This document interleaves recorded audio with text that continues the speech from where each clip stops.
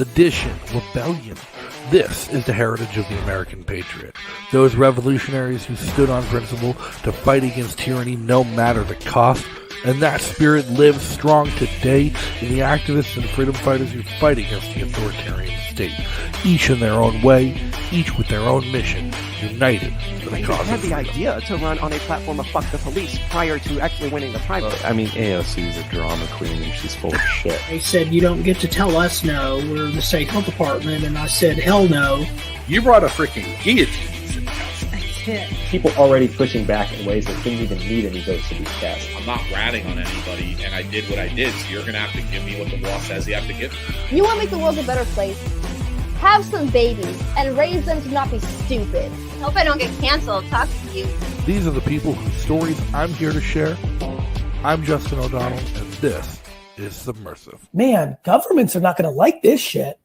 Ladies and gentlemen, boys and girls, activists, anarchists, shitposters, and you lovely denizens of the dark corners of the internet.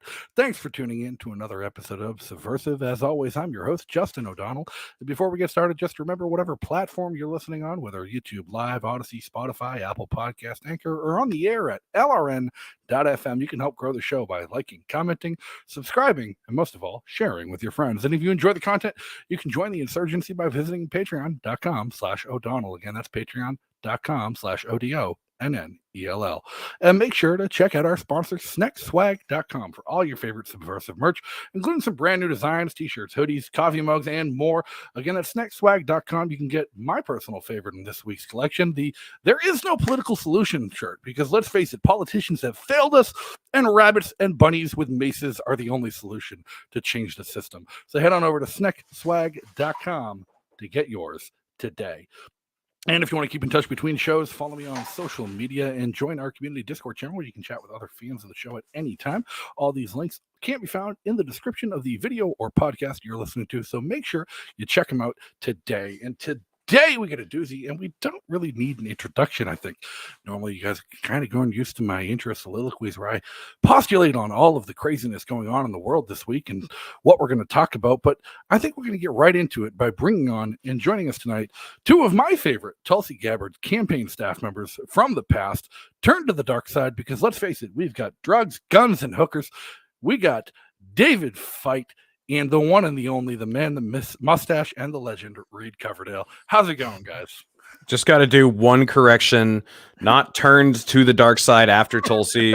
Both David and I were already libertarians and had to suffer through that shit and listen to the ideas about gun control and reparations and everything all the way through her campaign. So it was an experience that I don't regret, but there were painful moments. Oh, yeah. Well, let's start there. Like, you were libertarians, and I mean, David, the first time I ever actually met you in person was at a Tulsi event here in New Hampshire. And like, first time when I first got to know Reed was after the Tulsi campaign and everything. You guys were libertarians before, but I didn't really know you before. Like, what made you leave the dark side and go to the eco-fascists? You first, David. Well, I was actually running my own libertarian campaign for New York City Council in 2019 when I started volunteering for Tulsi. I didn't really like any of the candidates that we were looking at thus far for our own nomination, and let's face it, a major party candidate has a much better job of winning the White House than anybody from the LP ever will. You're telling me you didn't like Vermin Supreme? Actually, at the time, I very much did not like Vermin Supreme, and after Tulsi, I liked him even less. And then finally, actually got to get to know him and his staff, and now I'm a big Vermin fan. But yeah, I actually applied to work for both Tulsi and Yang. Neither one of them responded to my applications in any way, shape, or form. But Tulsi, I started volunteering for and got to meet her and a lot of her senior staff, and ended up her deputy volunteer director on the national team. Yeah, so with me, I after 2016, I was kind of done with voting for president. I just thought it was a waste of time, which I've pretty much arrived at that conclusion again by now. But I think I saw a billboard in New Hampshire and it just said Tulsi 2020. This was in late summer of 2019. And I had never heard of her before. I didn't know about the Stop Arming Terrorists Act. I wasn't even watching the presidential debates. This was after she'd already roasted Kamala, and I didn't even know about it because I just wasn't watching the news. And I saw this big billboard in, I think it was in Sandwich or somewhere around there. And I went home and I was looking up something on YouTube, and this ad came on, and it was Tulsi Gabbard, and she was talking about, I forget what she was talking about. It was Border Patrol or something.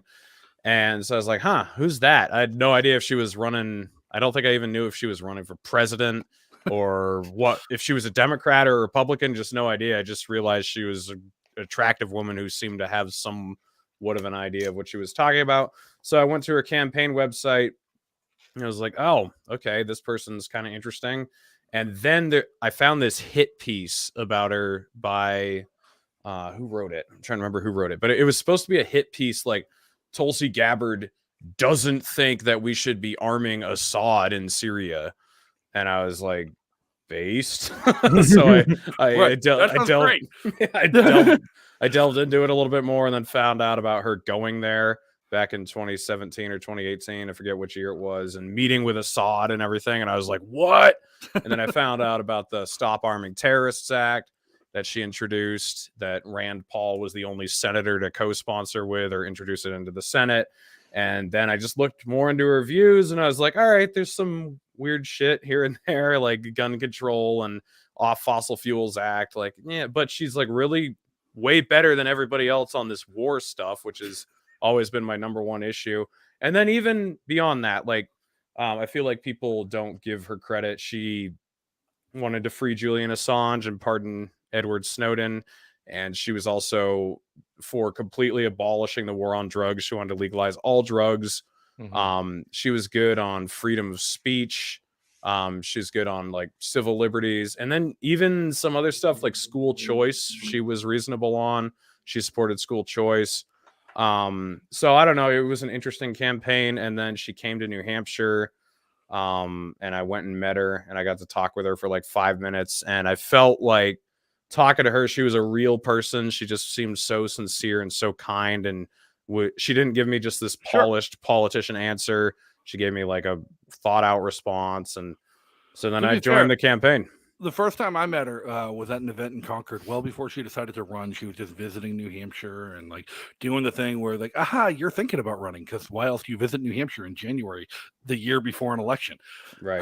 But I got to talk to her, and Ed was asking her what I thought were hard questions at the time, and every single question she did answer was like, well, I'm friends with Justin Amash. And I'm like, every answer she had to preface with, well, I'm friends with Justin Amash. So she figured out we were libertarians real quick. I was there with a couple people. AJ Olding was there with me, and by the way, he's wrong in the comments, because Tulsi did specifically talk about Assange and Snowden many, many times, and even introduced legislation in Congress to. Sure. Okay. So what I think what AJ is talking about is we Ross Ulbricht. we harassed the heck out of Tulsi for her entire presidential campaign trail as libertarians in New Hampshire, and at every single event, AJ asked the exact same question. He'd get up to ask every single time. And he'd say, like, listen, you're running on a policy of legislation you couldn't accomplish in the House,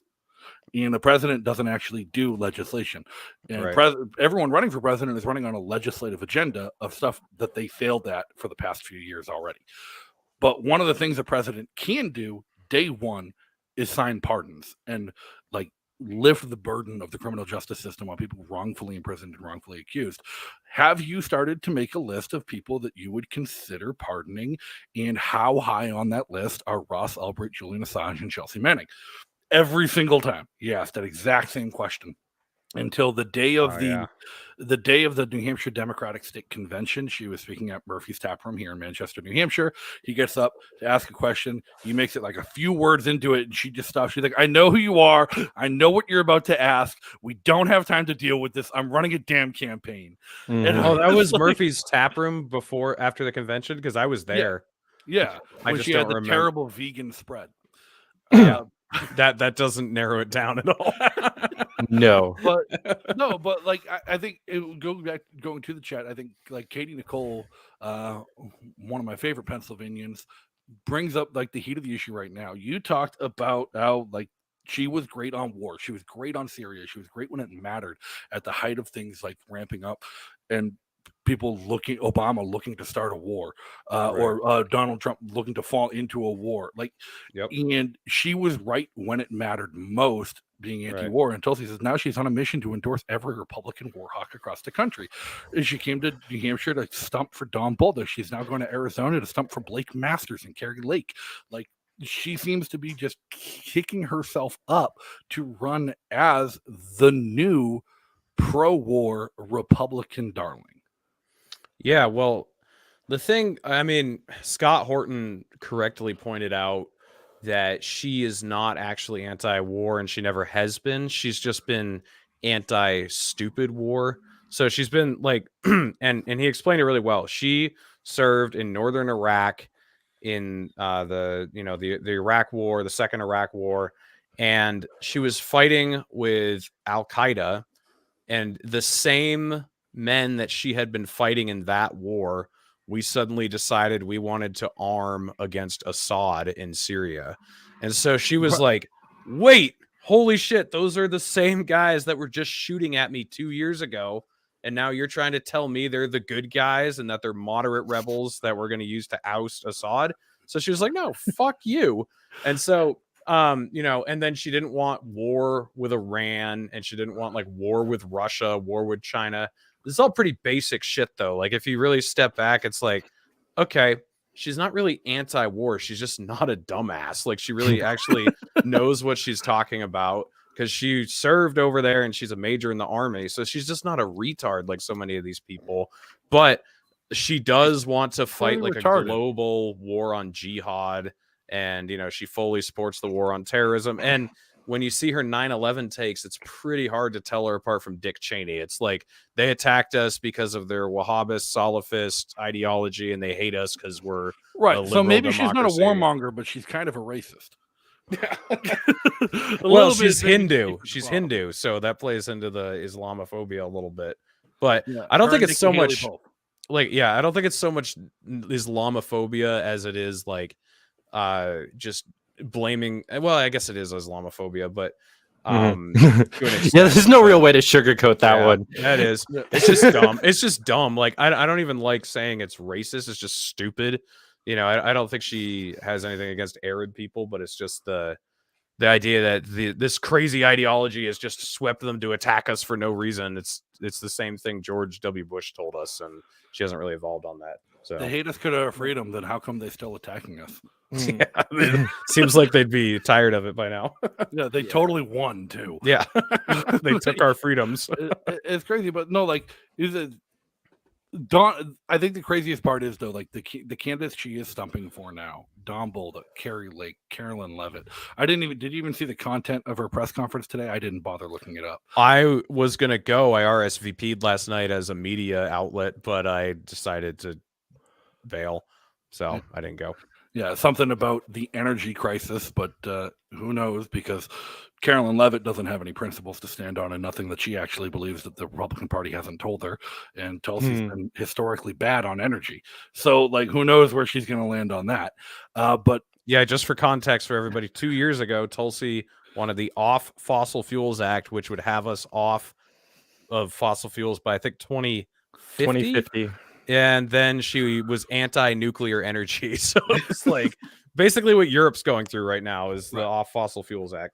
Well, I want to, because she wasn't necessarily anti-nuclear energy. She was one of we don't know enough about it yet, and we don't know if it's safe, which is still an incorrect take, but she at least wasn't the full-blown, like, no, that's never the answer. It's shut the fuck wildly like a lot of the incorrect take. Democrats are.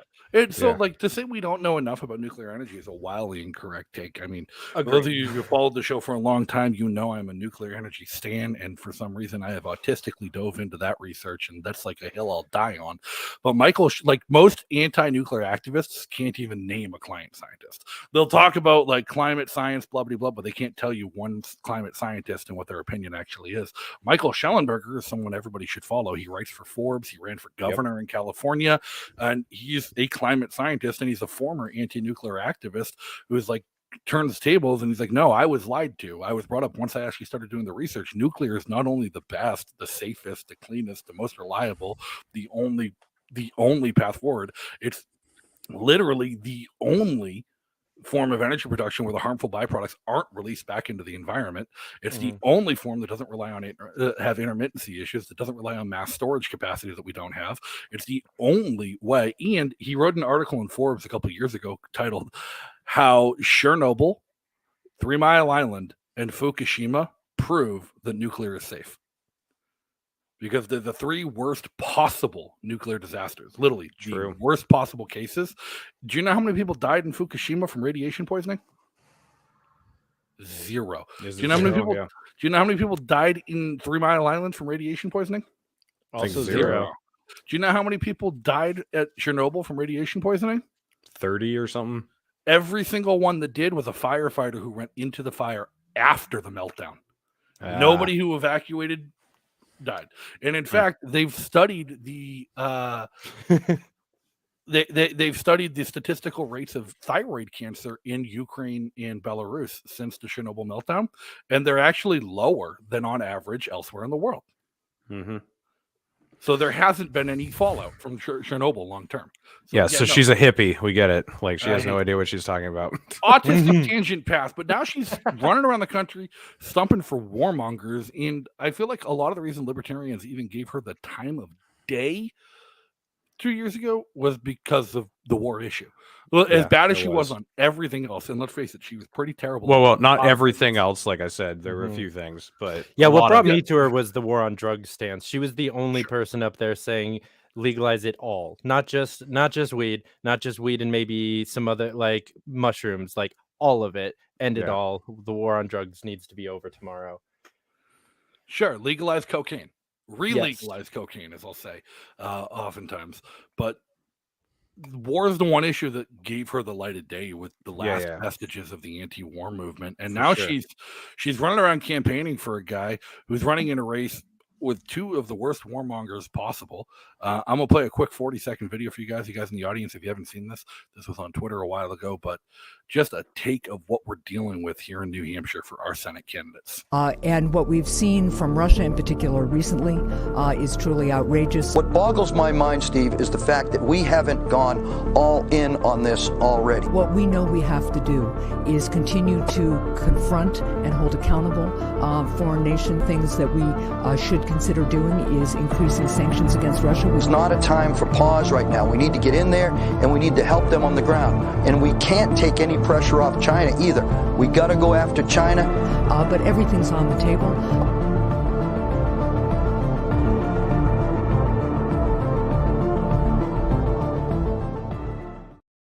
So given that just 30-second mashup there, Maggie Hassan, the chosen lobbyist of the United States' military-industrial complex, the woman who lives in 6 hours left pocket, and General Don Bolduc, who's actually worse.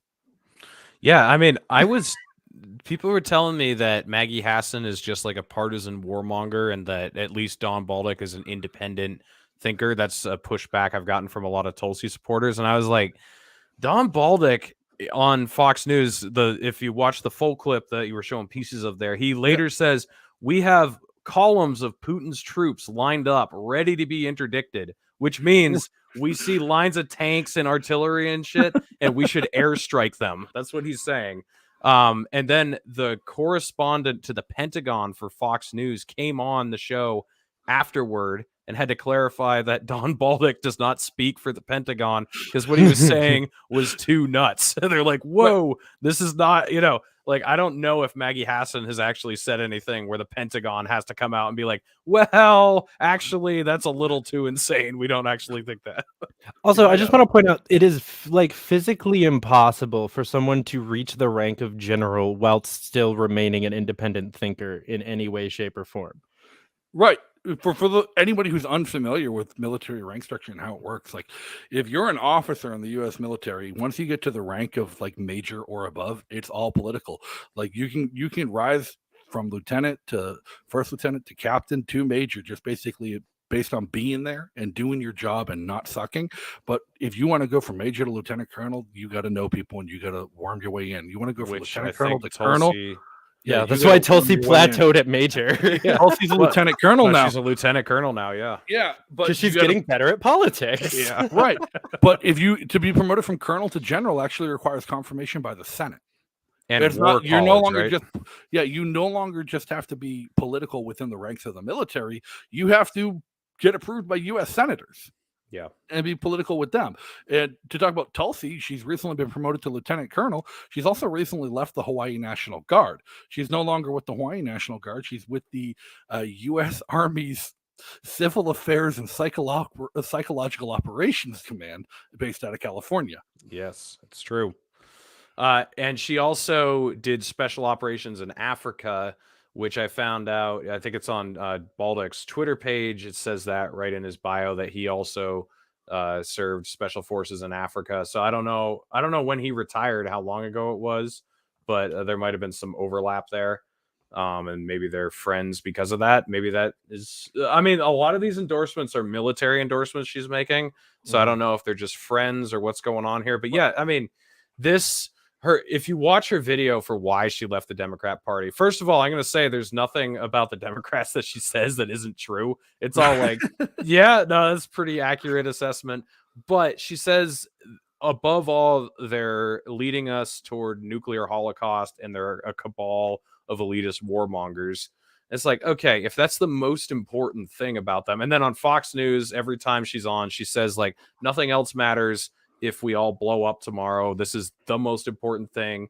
So if that's issue number one, why would you bother to come to New Hampshire and stump for a guy who, granted, has softened his language on this a little bit, but he gives a different answer every time you try to pin him down on it. And it's not just this issue. Here's the thing with Bolduc. It's worse because Bolduc has changed his mind and flip-flopped on every issue.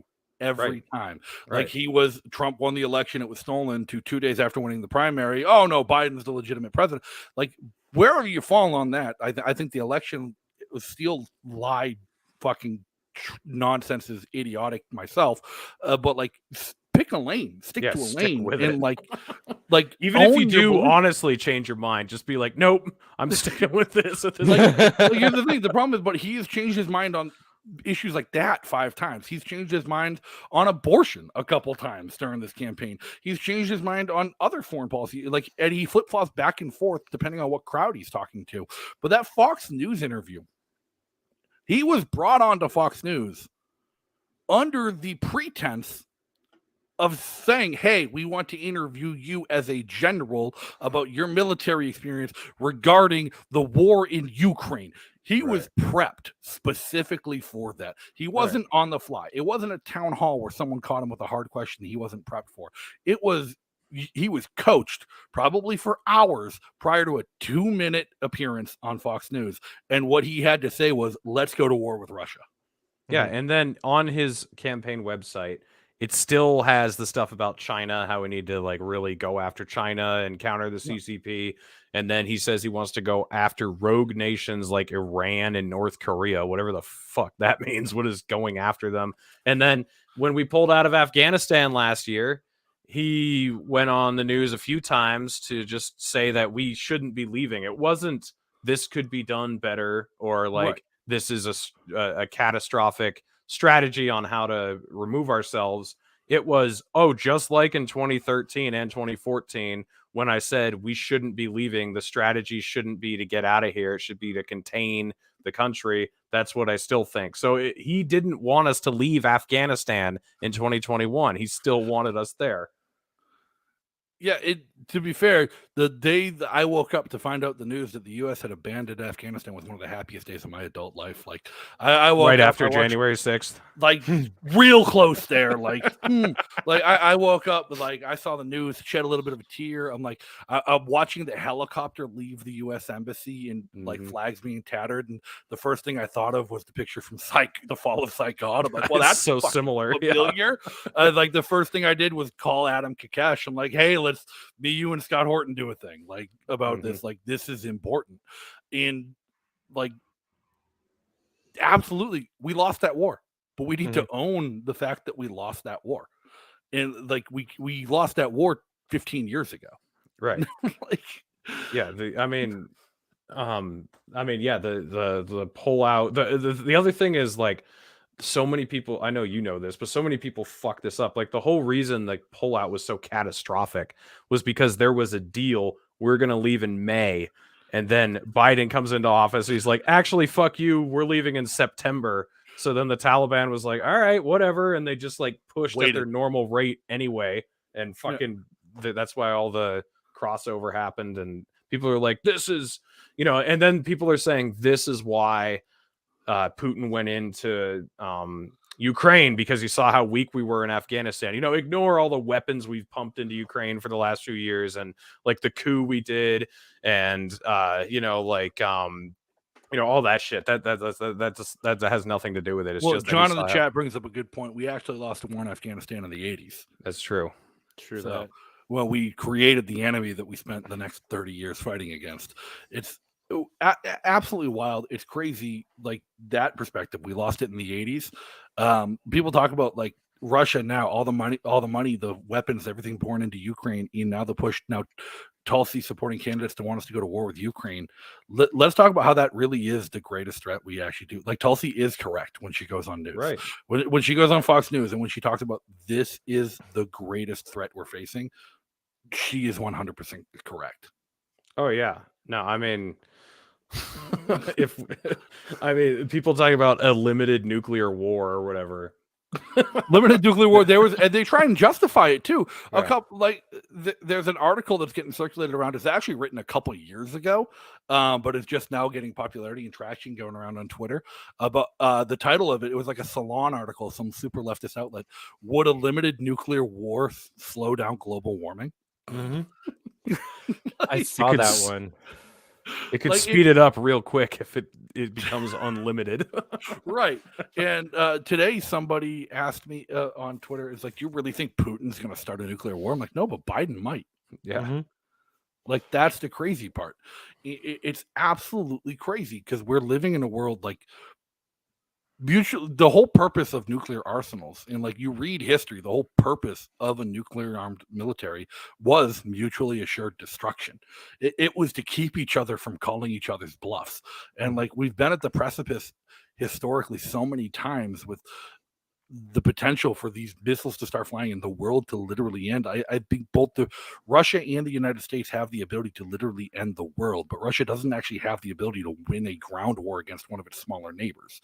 So why are we provoking them and egging them to ramp things up to a level where they actually could do damage globally? Well, if we don't stop them there, they'll be on our doorstep somehow. In 2008, Russia couldn't even beat Georgia. So like everyone talks about Russia, like you're in favor of a smaller country being beat up by a bigger country. That's not libertarian. I'm looking like, listen, Russia is a paper tiger at best. In 2008, Russia invaded Georgia, a postage stamp country the size of fucking Maine, with a military budget that's smaller than a single Marine Corps battalion's beef jerky supply for a weekend. Like, and Georgia fought them to a draw and a standstill. And I've trained with Georgian soldiers during my time in the military, and they're some of the cockiest sons of bitches in the world. And they'd always come out, hey, we're better than the American army. And, on what fucking grounds? We fought a conventional war against Russia and didn't lose. And I'm like, well, you didn't win. And they're like, but we didn't lose. Like, if Russia couldn't beat their next door neighbor, a country like literally a postage stamp with no ability to defend itself, what made anyone think that after the initial blitzkrieg in Ukraine, they were going to stand a chance? Yeah, America consistently plays this part of like verbally and emotionally abusive spouse who like they'll never throw the first punch and make it a physical altercation. Therefore, they're never the actually abusive person. They will just literally follow their spouse around shouting obscenities at them until they get hit.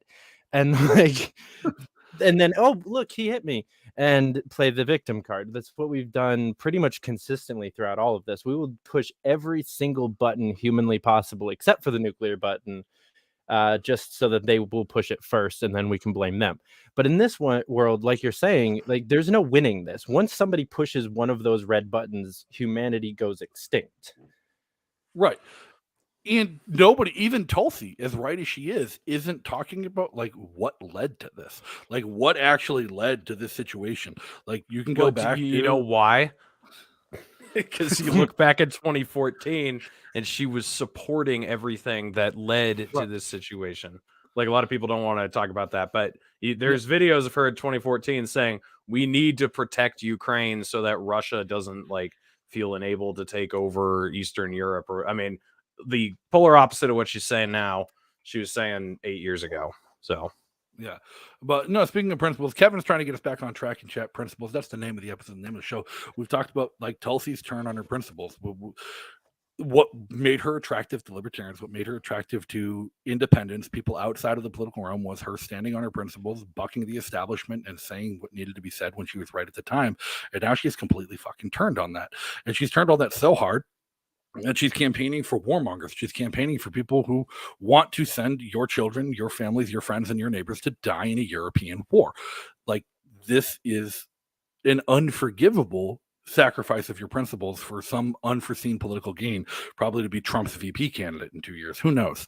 But, like, it seems to be something that's infesting not just independent politics, Democratic politics, Republican politics, even now libertarian politics, with some of our thought leaders and people who like promote themselves as the spokesman and the voice of the liberty movement, endorsing warmongers over great libertarian candidates lately.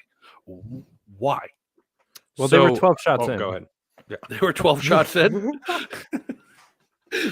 That's all I was going to add to that. Go ahead, Reed. So, David, I want to hear your thoughts on this because you know her better than Justin does. But I'm not, and I talked about this with Justin a little bit last night. I'm not convinced Tulsi actually ever had principles.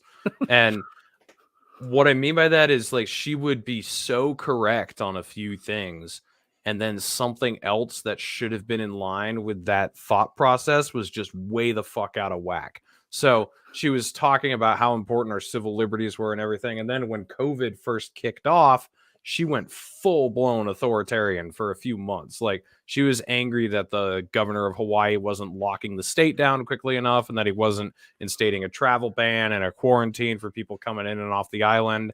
And then like her views on guns, you know, she would talk about like, well, New Hampshire has very low gun violence and Hawaii has very low gun violence too, and they have very different laws.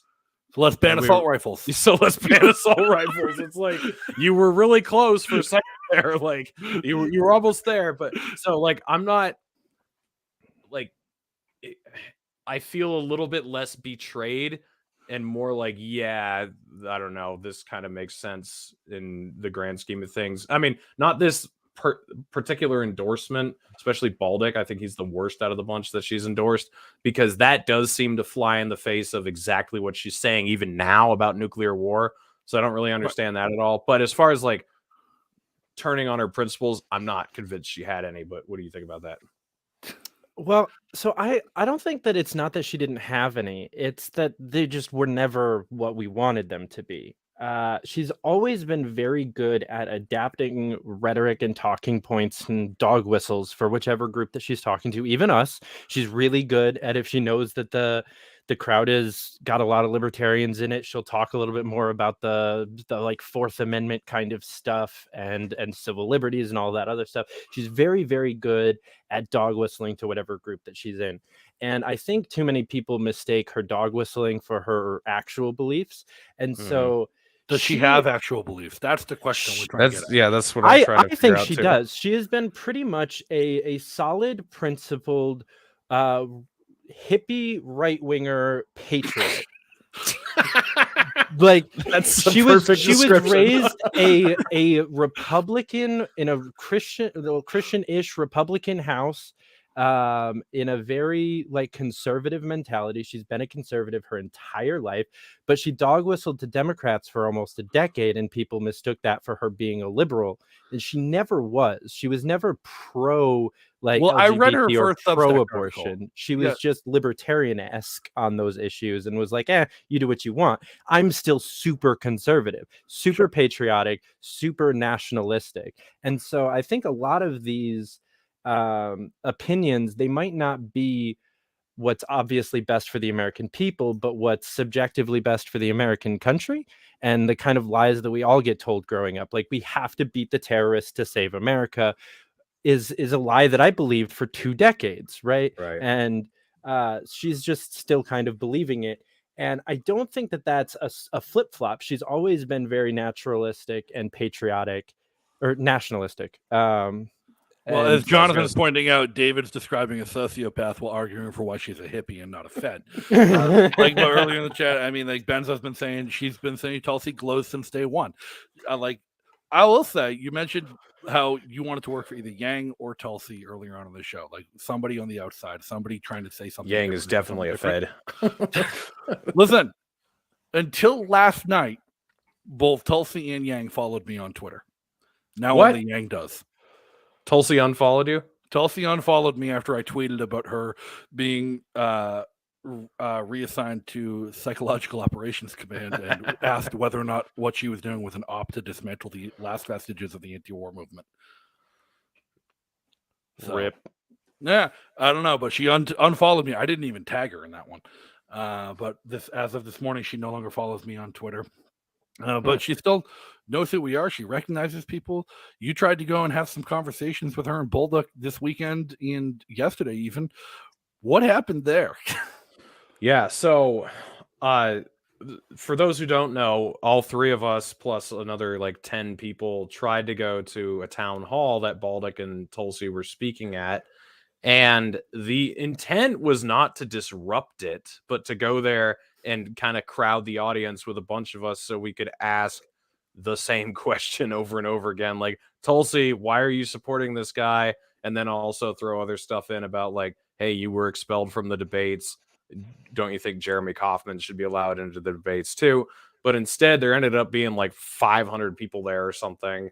And they were an hour late and they kicked a couple of us out.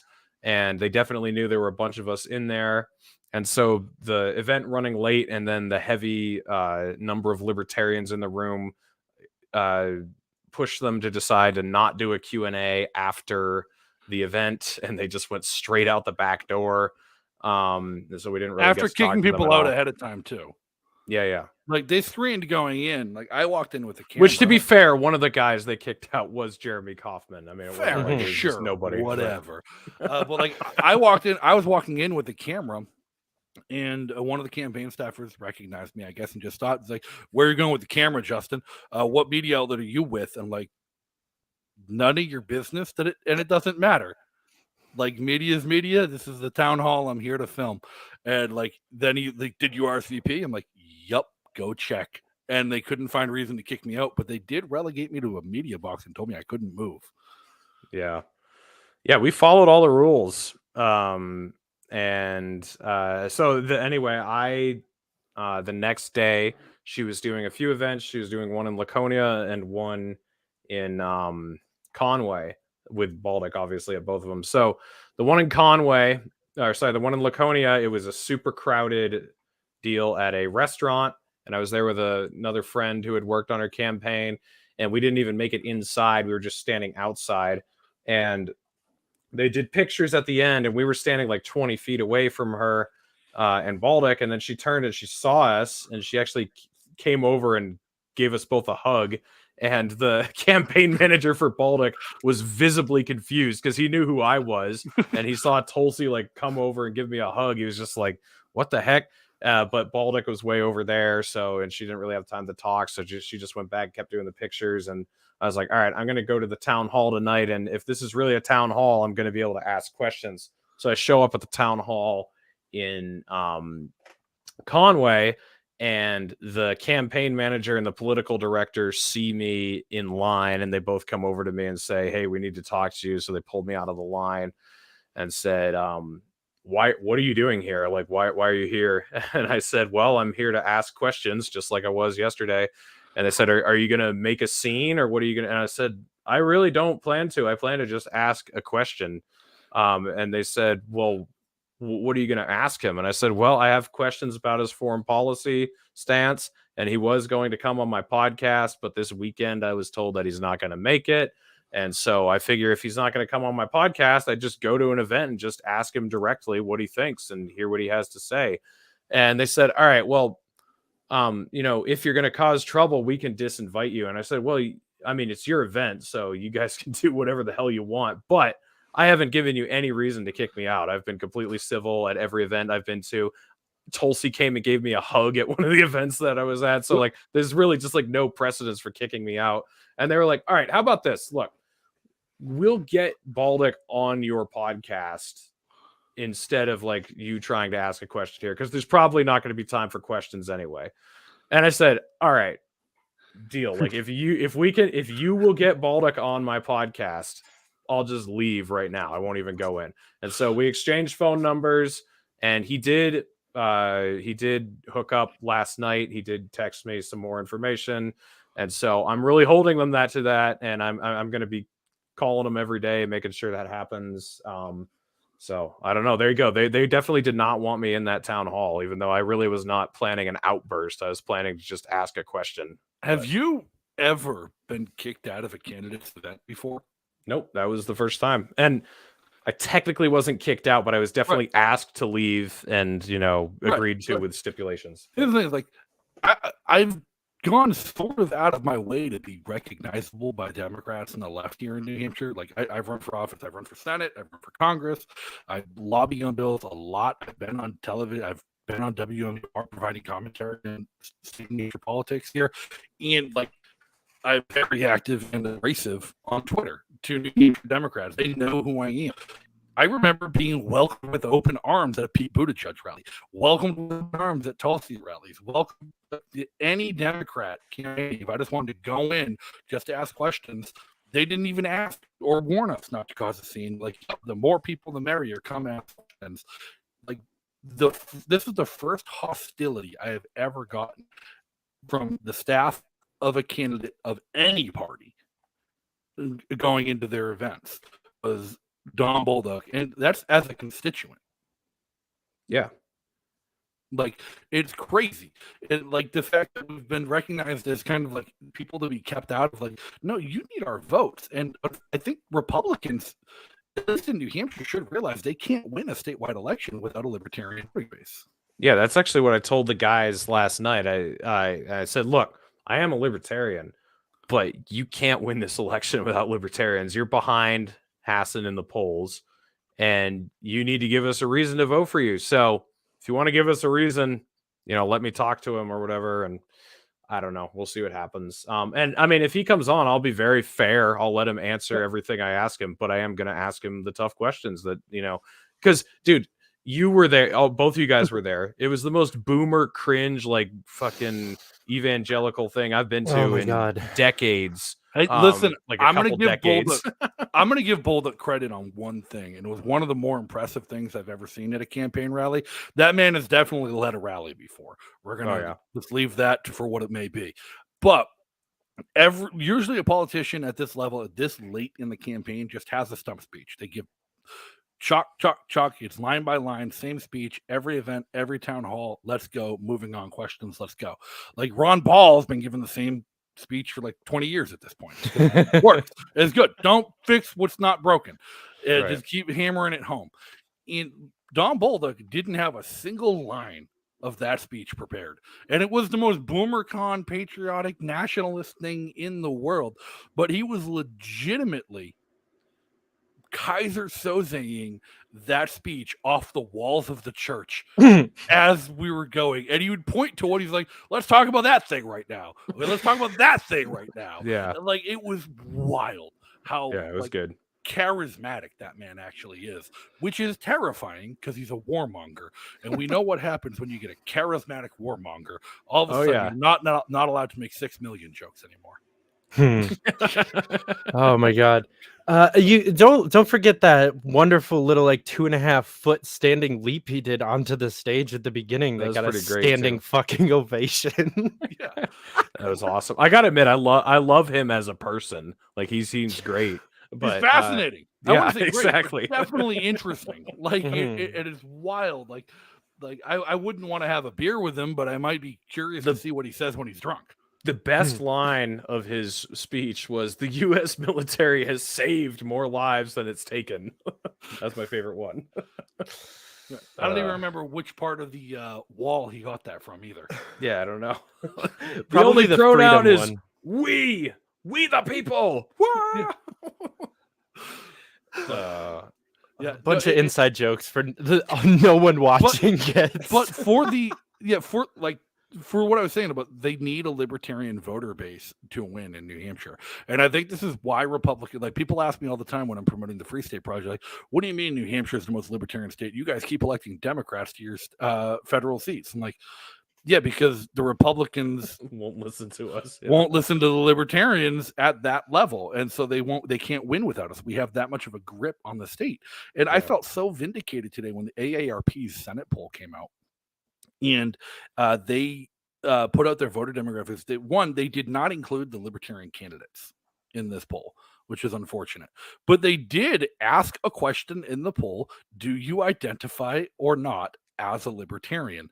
And over 25% of the 1,100 people polled said they self-identify as a libertarian. It's pretty good. And that ended up being the swing block on every single issue in the poll. Yep. Like, that people don't realize, Republicans don't realize that's why they're losing. The Democrats aren't winning in New Hampshire with 50-60% majorities. They're winning with 47%. Yeah. Because people are just writing off the Republican and not caring. And I know you read my Substack, but I was saying this is what you have to do to the Republicans. Like, if you don't make them lose if they suck, then it just gives them a free pass to keep sucking. Like, it's a strong message to them when there's 3 people in the race and the Democrats win with 47%, because the libertarian candidate is covering the spread of, the difference between the Democrat and the Republican. So if you guys want us to vote for you, maybe elect Bruce Fenton next time, and then we'll vote Republican, but they don't do that. They just keep voting these awful Republicans in. But we had serious conversations within the Libertarian Party, within the Kaufman campaign, of what do we do if Bruce Fenton wins the primary, because he's an actual principled libertarian that everyone would want to get behind and support. Yeah. And then unfortunately at the same time, Bruce got smoked in the primary, and it's like, all right, let's hammer this guy to all eternity. Yeah. Yeah, I would have voted for Bruce Fenton if I could have. I did in the primary, but when it comes down to it, if there's a Republican who's that good, I don't need to vote libertarian. Let's be honest, this has been a meme campaign we've been doing to make a point for the most part anyway. We're going to try to get good percentage and stuff, but that's mostly what running a libertarian candidate at the federal level is about, at least at this point. Yeah, even this week we learned that you can bring up age of consent in a televised debate and still poll at 15%. Like, hard-hitting libertarian issues there for some people in Arizona, I guess. But I guess that's what it took to turn the table on a warmonger. That and Dave Smith's endorsement really, really cost the Republican candidate. So, but hey, maybe Tulsi can pick up the libertarian vote in Arizona for Blake Masters when she heads out there next week. But no, she's there tonight. She's there tonight. God, with Carrie Lake and. To be fair, I don't think he is as bad as Baldick, and at least Kelly is like the worst Democrat ever. So at least there's a tiny bit of understanding why she'd campaign for him. But for Baldick, it's just like what? Like, I mean, Maggie Hassan isn't some sort of unique evil, and Baldock is not. Like, there's no reason. Like, there's not even like an article he wrote 15 years ago, like Blake Masters did, to point that like, oh yeah, okay, he might have some. I mean, there's just, I don't get it at all with Baldock. It's just so out of left field. They have to be friends, like They that. have to be. And she even said, like, she called him her good or her old friend or something like that. Like there was a phrasing that gave me even more of that impression at the event we went to, that like they had to have known each other for years prior to this happening. And one of those like friend circle trumps like political principles, which shit, I even let that happen sometimes. Yeah, Patrick says in the chat, all I see online are actual Republican establishment people dunking on libertarians. They're to the left of Bill Clinton on economics. Let's face it, that kind of is the standard. If you're to the left of Bill Clinton on economics, I don't think you have a leg to stand on anywhere. If you're to the left of Bill Clinton on economics, you're probably a Republican. But that's accurate. It's crazy. So where do you guys see Tulsi going in the next 2 years after this election? Because there's nothing at stake for her here. That's the craziest part. Like, she has everything to gain and nothing to lose with what she's doing. Where does she go? Where, like, what's her end goal? What's her aim? What's her goal? How does this actually play out? People who know her. Well, dude, we've been getting asked what's Tulsi doing since we joined her fucking campaign, and it's the same answer as it was in October of 2019. I don't know. That woman makes no sense to me. Dude, she was boycotting debates that she didn't qualify for. We're just like, that's not how it works, Tulsi. You didn't qualify for it. Like, if she would do shit like that, where we're just like, or one she actually did qualify for, barely, and then she put out a video, I'm thinking about boycotting the debate that nobody knows me in. And we're all like, no, go to the debate. Like, no one knows who you are. Don't miss this thing. So, I mean, there were all sorts of things she did like that. But yeah, so I'm with David. I have no idea what she's doing. Tulsi's going to grab Bill Weld as her vice presidential candidate in 2024 for the Forward Party. Okay, I would actually... You know what? She might fit in. I would actually like that ticket in a way. Like, obviously, I have my issues with both of those people mentioned and the Forward Party, but that would be an interesting campaign that I might actually. Sounds like the most AstroTurf CIA campaign I've ever heard.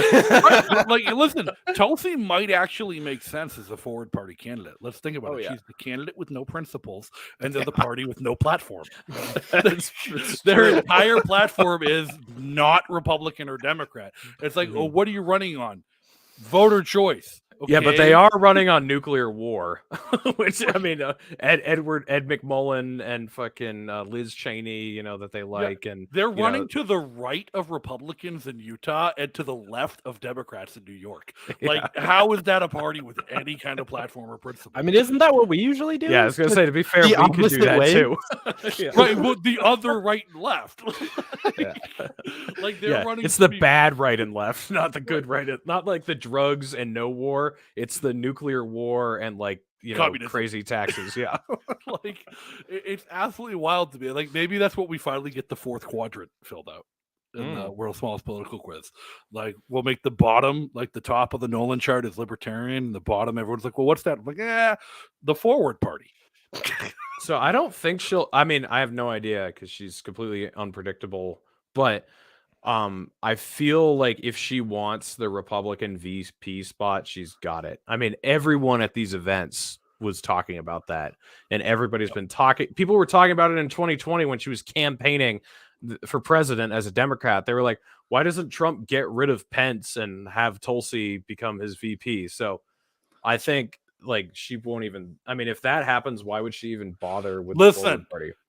If Tulsi, like, there's only one way I want to see Tulsi as somebody's vice president, and that's if Biden actually runs again, because I really, really want to see another Tulsi Kamala debate.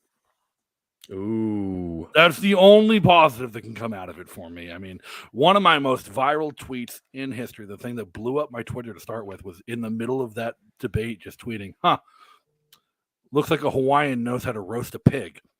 And followed it up with, I guess Kamala already locked up the black vote. Like, the bet to me to date, the worst thing that Tulsi has ever done was she stopped kicking Kamala when she thought she was dead and didn't check for a pulse. Like, I agree there. Yeah, no, she had the opportunity to put her down and put her out of the race just by not ceding her time. Just like, no, we're just going to spend the next 10 minutes telling the entire world what a horrible human being you are and not give you a chance to rebut. Yeah. To your point, though, Reed, like I was wearing a Tulsi Gabbard for President shirt at the Baltic event, and the guy directing traffic in the parking lot was like, yeah, I could live with that. Yeah, I mean, David did supply us with some incognito disguises that got us in a little more easily. That was pretty funny. Like 4 of us were wearing. You just had a whole bag of shirts left over from the campaign that you got. Seeing Borisenko in that like hoodie with the Tulsi shirt over it, knitting in the row in front of me was fucking golden. It was wild, man. The whole thing. To be honest, though, like think about it, like. I often joke that Donald Trump was the best president of my lifetime just because he was the first president of my lifetime to not start a new major war. And then Joe Biden squeaked ahead of that very, very low bar by being the first president of my lifetime to end a war.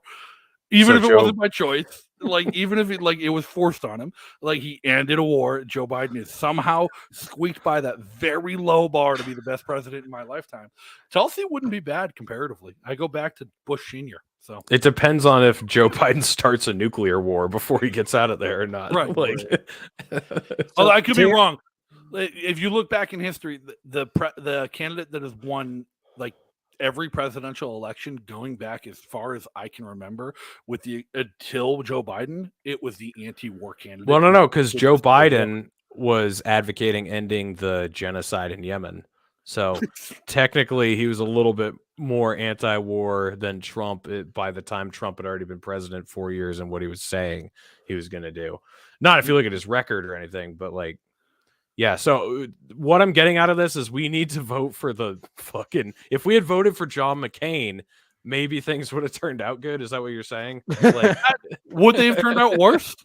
I don't know. Like, you're saying when they campaign anti-war, they turn to shit. So maybe if we had gone with John McCain or, Mitt Romney or something, things would have gone better. You never know. Well, Mitt Romney wouldn't have nuked anybody without permission of the Mormon Church. That's true. Right. So, but let's see. Like, what's the worst case with Tulsi? She glasses Saudi Arabia. Yeah, which is that really a bad case scenario?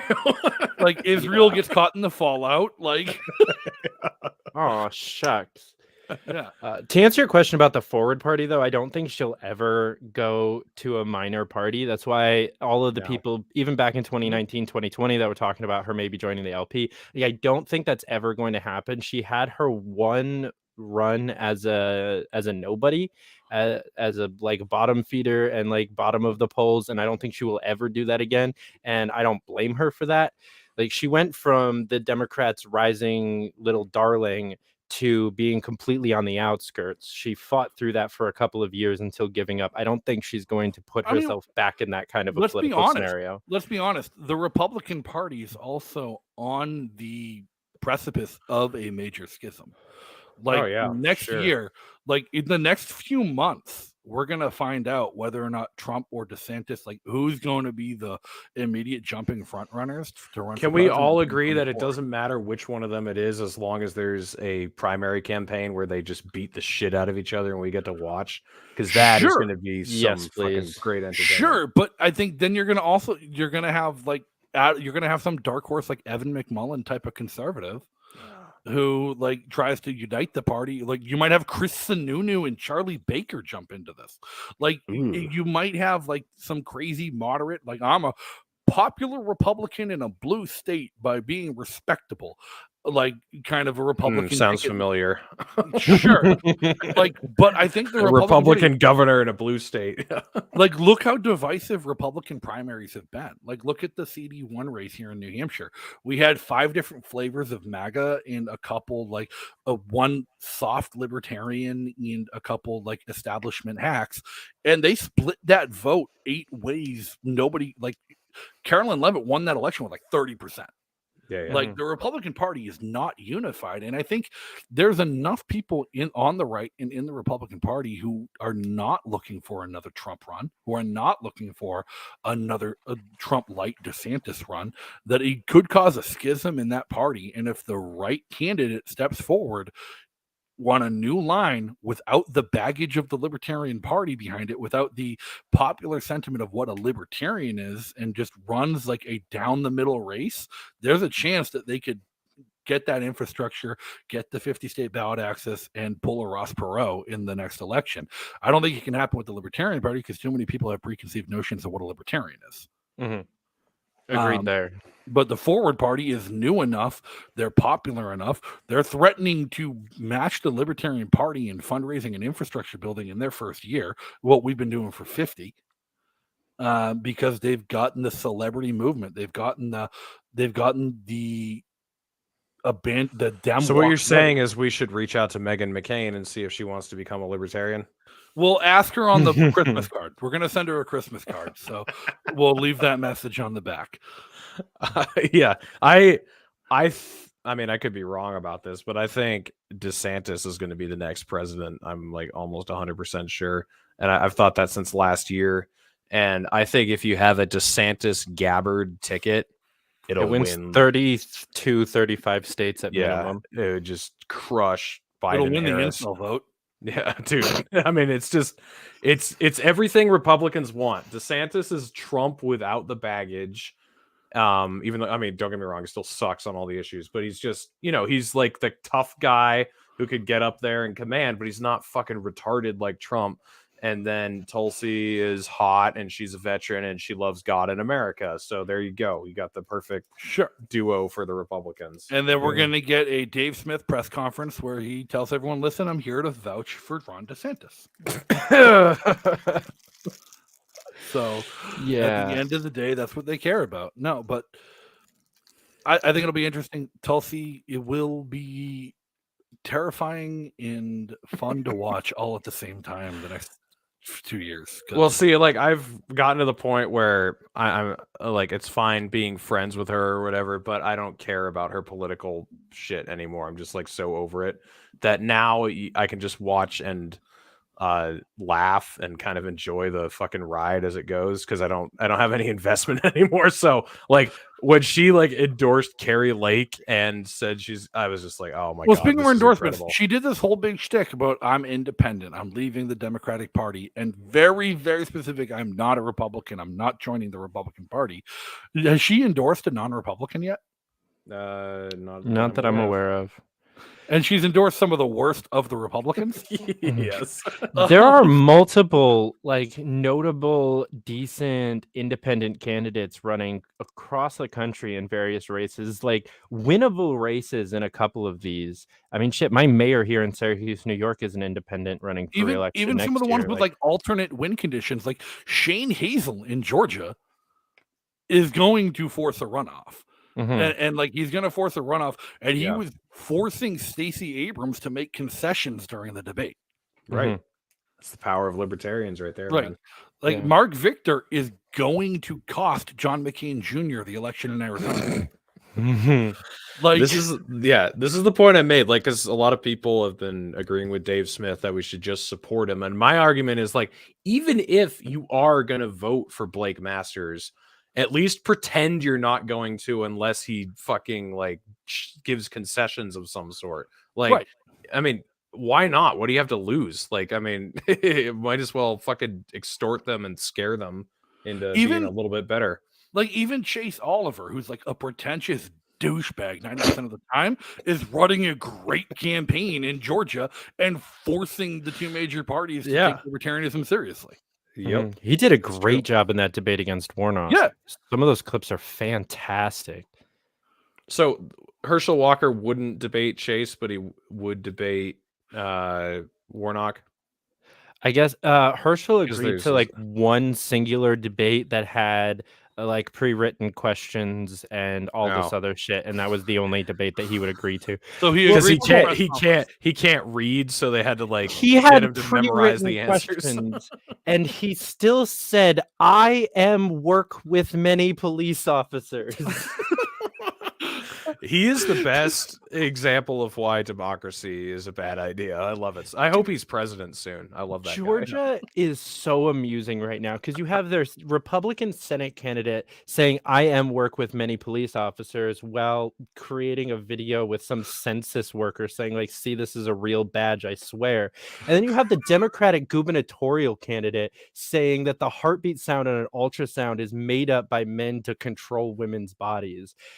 And still somehow Georgia isn't seeing, like, maybe we go a different route here. Georgia, look at Pennsylvania. Oh my God, dude. Pennsylvania Fetterman has a Senate race versus between Oz. between a fake doctor and a fake person. Like, they're running like a fucking stuffed doll against Dr. Oz, and people don't know who to vote for. They're like, I don't know. No, excuse me, Justin, and I stuff and things, and I Better woman. Pennsylvania, and I government and stuff, you know. And here's the thing, like, Fetterman has said some stuff where I'm like, honestly, if I were in Pennsylvania, there's not a libertarian in the race. There's not a libertarian running against them. If that were the case, there is, but like, if there wasn't, I'd probably vote for Fetterman in this one because the sheer comedy of putting that man in the U.S. Senate. Can you imagine him trying to do a filibuster? It'd be incredible. Like, and like, even just looking at his record, like, he served 4 years on the Pennsylvania Parole Board or something like that. I don't know Pennsylvania laws and boards. And they were trying to like talk shit about him. Like, he voted for every single parole.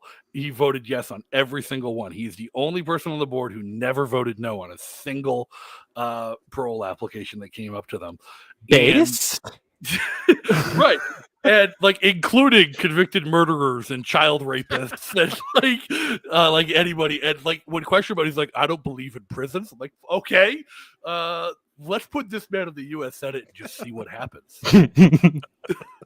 Like, it's fascinating because it's like having Marjorie Taylor Forrest Greene Gump ran for Congress. It's like, why'd you do this? Lieutenant Dan told me it'd be a fun time.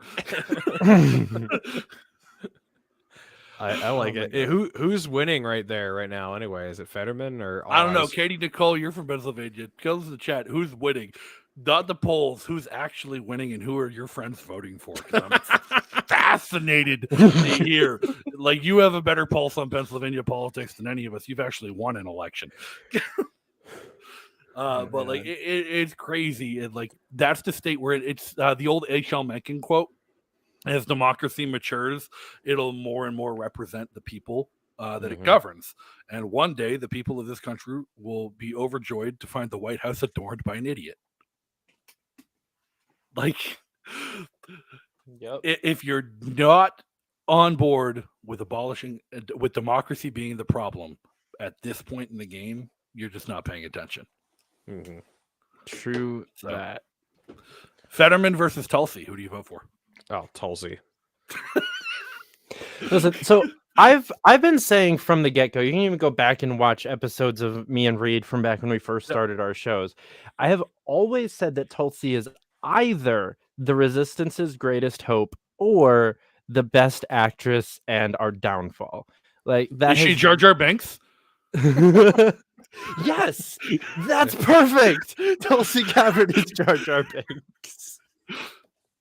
Like, she wants to be Padme, but she's really Jar Jar. So it's a psyop at the end of the day. It's fascinating. One comment, I don't know if I've told either of you the story, but Andrew asked this question in chat, and I want to answer it before we go. What is worse, being recognized by Bolduc staff or being recognized by the Cambridge police? I haven't lived in Massachusetts in a long time. I haven't lived in Boston in far, far longer.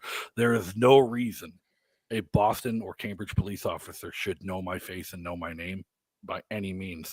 A few years ago, me, AJ, and a bunch of Free Staters went down to Cambridge, Massachusetts to join a protest outside of the British consulate. It was the day after the British had taken Julian Assange into custody and were starting extradition proceedings, and we went to go protest for his release.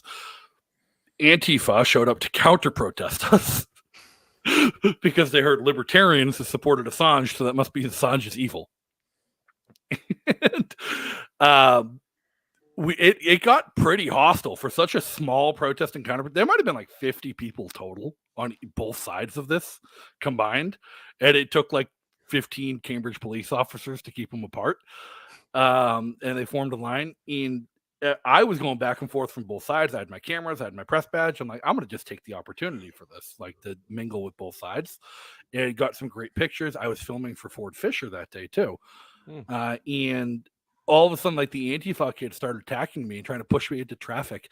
And a Cambridge cop grabs me, pulls me out of traffic, saves my life, and says, Justin, you're going to be safer on the other side. And I'm like, cool. I'll start walking away. I'm like, how the fuck does he know who I am? Like, what in the flying fuck? Like, okay, this is maybe I've gone too far with this shit. If cops in other states know who I am, like, this is a terrible idea. And like those guys that were trying to kill me, push me into traffic.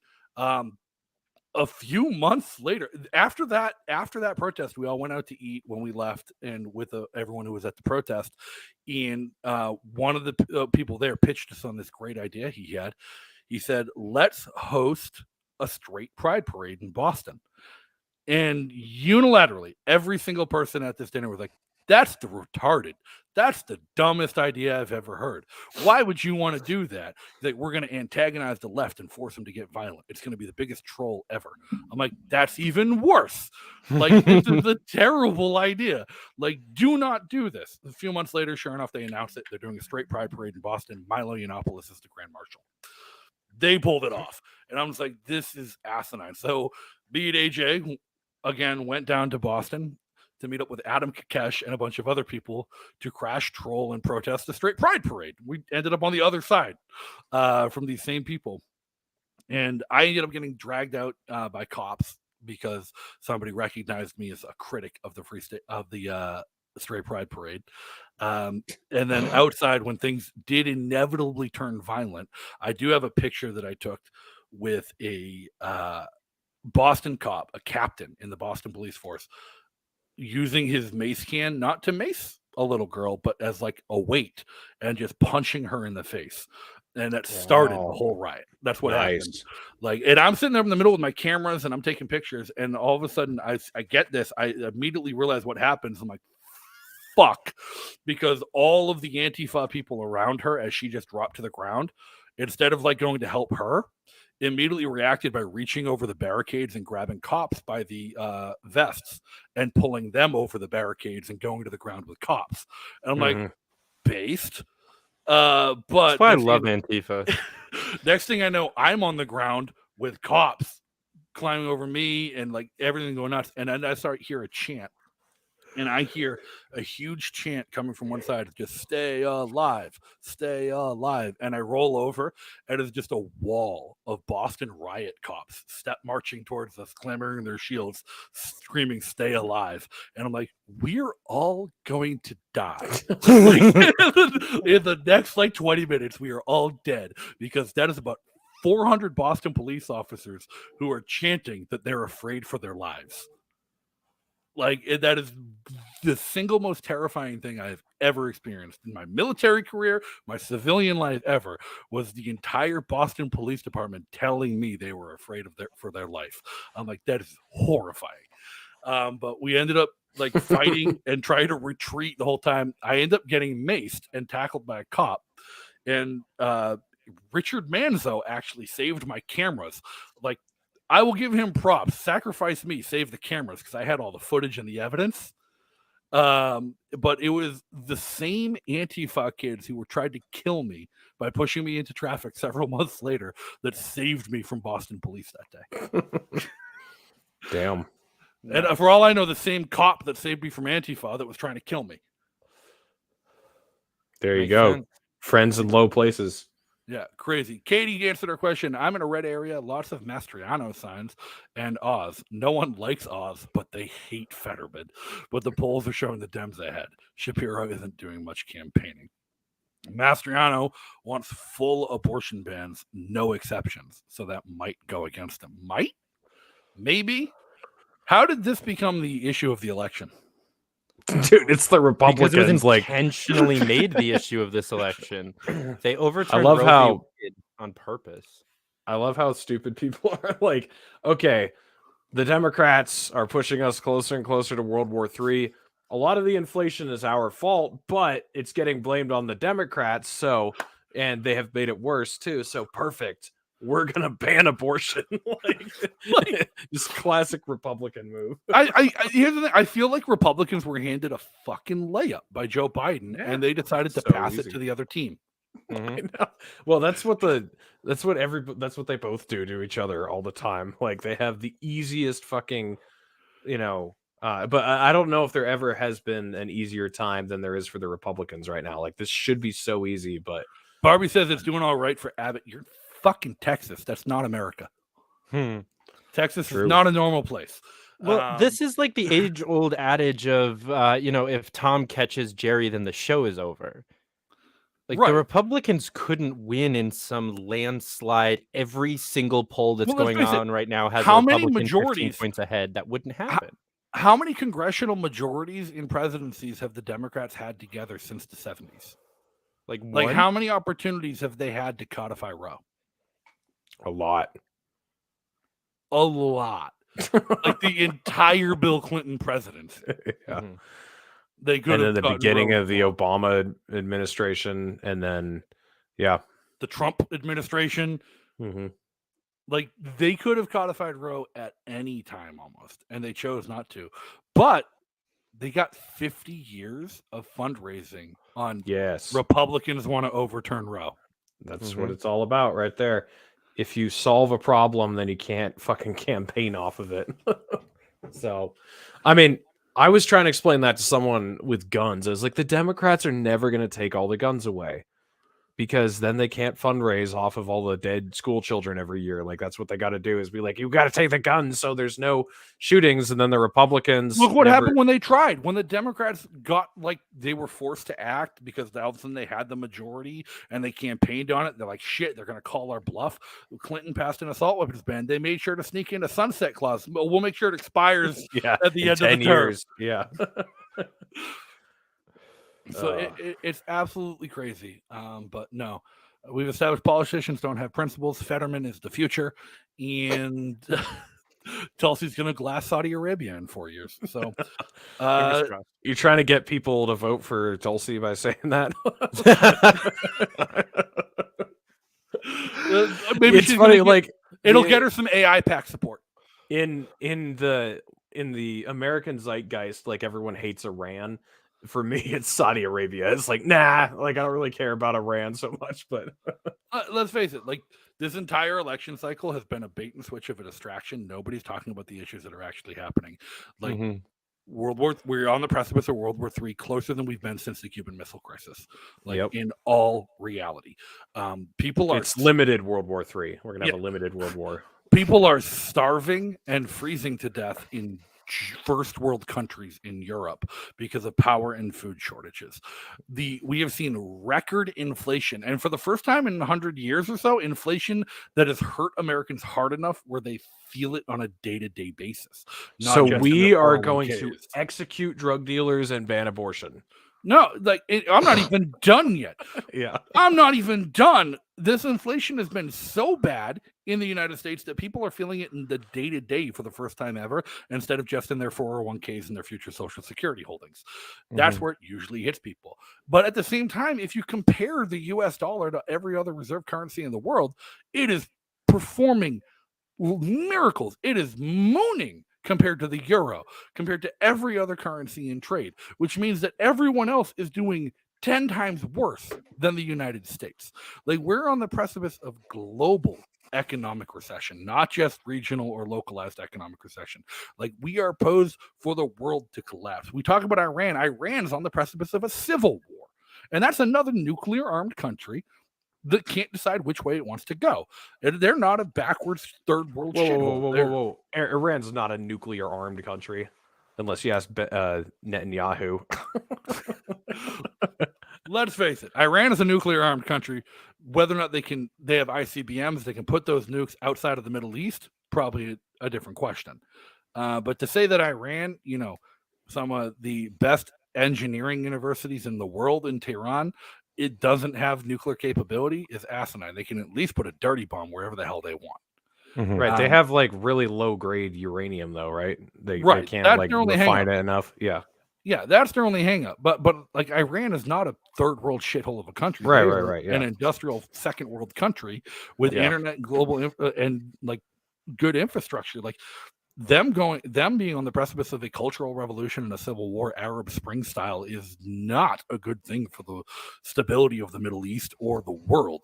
China is about to put their Type 4 and Type 5 aircraft carriers to sea, and they're both going to eclipse the Ronald Reagan class super carrier as far as naval dominance. The United States is going to be challenged on the seas for naval supremacy for the first time since World War II. Like, the landscape of the world is changing in ways that are not good for the American people. And we're sitting here arguing over mean tweets and abortion. Yes. Well, they cannot let us actually know about or think about those types of things. The stance has to just remain like, we're the greatest country in the world, and you need to keep electing us so that we can remain the greatest country in the world. And if they actually said something on a like town hall stage saying, the US is no longer the dominant naval force in the world, like that just doesn't, that would reject, so many people's brains would just reject that instantly upon hearing it, because they've been told for 40, 50, 60 years that we're the best. People's brains aren't going to have the chance to reject that this coming winter when they're starving, not just in Europe, but here in the United States. Because what are some of the long-term consequences of this war in Ukraine? Because we've prolonged it, because we've amped it up, because it happened because of U.S. foreign policy. Ukraine, the breadbasket of Europe, that produces 17% of the world's supply of grain and wheat, that produces 84% of the world's supply of seed oils, hasn't had a growing season and isn't exporting any agricultural products this coming winter. The United States, which is a net importer of food, because all of our corn crop is legally prohibited from being used for food and it's diverted to oil production, gasoline and ethanol production, people are going to starve here. We're already seeing fuel and heating prices triple in the last few months across the country because natural gas isn't being exported from Russia. Like, whether or not this war gets hot, whether or not they push the button to send nukes and wipe out humanity all at once, no, people are going to suffer for a long time because of how this was dealt with going back to 2014. Yeah, and fertilizer also from Russia is a huge import to the United States that we are not getting anymore, and much of the Western world that's not going to get it anymore either. So not just grain from Ukraine, but also the growing capabilities of the Southern Hemisphere are really going to, the southern part of the Northern Hemisphere are really going to go down the drain. Yeah. One final question before we end for the night. Who blew up the Nord Stream pipeline? Game theory this one out. I'm saying the United States specifically. It was at least a NATO country, but I imagine it was the United States. I don't understand why Putin would do it, even to escalate things. Like, his goal isn't to escalate things. His goal is to calm things down at this point. And why I think it was not? Putin. All right, well, let's hear. David, what's your take? Who do you think did it? I don't know. I'm gonna go with Reed's part of Reed's answer here. I definitely think it was NATO's side of the war, because I agree that Putin at this point, his best case scenario is for the war to kind of die off and for him to remain in control of like the half of Ukraine that he currently controls. Okay. Both of those pipelines were empty. Well, one was empty, one was just kind of dead fuel. It wasn't being shipped. They weren't fueling Europe anyways. Russia suffers no immediate economic loss from the blowing up of those pipelines. Europe suffers immensely because if the war ends tomorrow, those pipelines can't get turned back on. Germany still freezes through this winter. Huge pro for Russia, because Putin, what does Putin actually want? To save face. Putin wants to save face. He can't lose this war. He can't retreat. He can't withdraw. He can't surrender. And they're seeing economic hardship in Russia because those pipelines were turned off. The oligarchs have probably been pressuring Putin, like, listen, we're going fucking broke. We can't keep this up. We're not a first world country. We don't have the economy to sustain a long-term prolonged ground war. It's not working. We need to chop this up and like lick our fucking chops and go back home. Blowing up that pipeline tells the oil oligarchs in Russia, well, even if the war ends tomorrow, your woes aren't solved. We might as well finish it. Fair. So I got to think about it for a little while, but I'm still pretty sure it was the United States. So, well, the plus there is the plus to that argument is the United States does have a very publicly known about special operations unit that specializes in underwater demolitions. Yes. And Ian Freeman was telling me that it's actually been tried before to blow up the pipeline and it failed. I forget what year it was, but there's documents that prove that they've actually tried it before and failed. So I just think the game theory, like the United States and Russia are the only ones with any incentive to do so. But the only incentive to do so is to prolong the war. Oh, there you could really take the the controversial stance, say Germany blew up the pipeline. Or the US and Russia did it together. That's the thing. Nobody's talking about the fact that the US and Russia could have been in cahoots on this whole thing since 2014. Just to screw over Germany. They're like, Germany really gave us a hard time in that last World War. Let's just fuck with them. Imagine that. Germany finally declares war on Russia and the U.S. just votes the next day to declare war on Germany. It's like, oops, bad habits. My bad. That would be better for our case because, Germany is 0 for 2 world wars and we're on Germany's side this time. So that's not great. Right. We should take a page from Italy's book, Don't Change Teams Mid-Streak. Yep. So, all right, it's been fun, great conversation. I guess anything you guys want to leave people on? Tulsi is supposed to come on my show. I know I've been saying it for over a year and a half, but her secretary finally did get back to me a couple weeks ago saying, well, Tulsi is going to start going on podcasts because she's starting her own soon. And as David knows, we heard she's been starting her podcast for like a year and a half. So I was like, oh, sure. But then she's now put 2 of her episodes out and she's been appearing on a bunch of podcasts, including Meghan McCain's. So her good friend, Meghan McCain. Her good friend, Meghan McCain. So that should we send Tulsi a Christmas card too? Oh, 100%. Yes. From the Libertarian Party in New Hampshire. Happy holidays. Oh, by the way, today is the 1-year anniversary of the passing of Colin Powell. So happy holidays. Happy holidays. Happy holidays. Cue up the tweet, Reed. So I'll just say I very much believe that Tulsi could be a Fed and a completely full of bullshit the entire time. My good friend John Howe is in the chat calling me out for that. Always a possibility. On the assumption that that's not true, I will say the thing that I'm most disappointed in her right now with is fully and completely switching her dog whistling and burning every bridge that she had with the left. She's saying, come with me, but she's not actually talking to the Democrats ever. She says the words come with me, but she's only been talking to Republicans, dog whistling to them, saying, please, please, please let me in. And if she had continued some of that progressive love, joy, and bullshit, she might have actually been able to bring a chunk of people out of the Democratic Party. But with the anti-white racism and wokeness and all these other talking points, she's burned every bridge she ever had with the left. And she should have burned the bridges when she endorsed Hillary. Yeah. I mean, yeah, I'd agree there. That's the endorsement no one knows about. And I got yelled at the event on Sunday for pointing that out. The guy was like, she did not endorse Hillary. Go Google it. She did endorse Hillary after Bernie dropped out. Mm-hmm. It is fact.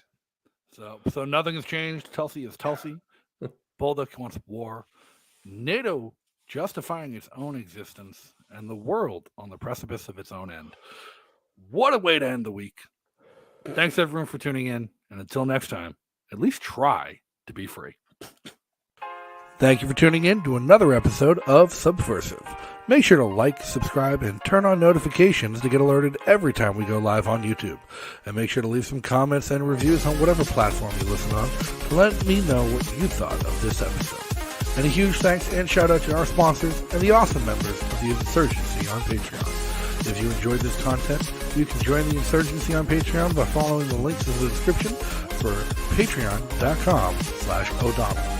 And if you can't catch the show live, you can always catch it the next day on YouTube, Odyssey, Anchor, Spotify, Apple Podcasts, Breaker, CastBox, and wherever else you listen to your favorite podcasts every day. So until next time, everybody, be free.